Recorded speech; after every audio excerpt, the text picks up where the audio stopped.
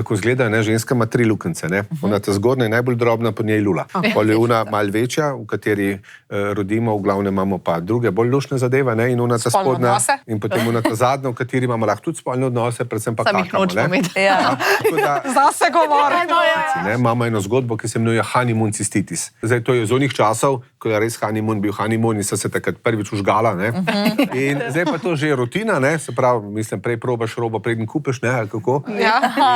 No in pol se pač te bakterije izmenjajo prej, ne. Zdaj, če drugače pogledamo, honeymoon cystitis je vnetje mehurja, ki je lahko zelo dramatično, zelo boli, urin je krvav, tako zelo grozna zgodba, vse skupaj, v resnici nima nič takega. Se pravi, ona dva sta si izmenjala svoje mikroorganizme, ki živijo na njuni koži, tudi na koži spolovil.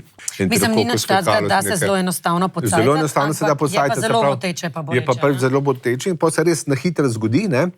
Praktično v isti noči imamo že ful enih težav, ne. Ampak niso to spolno prenosljive bolezni.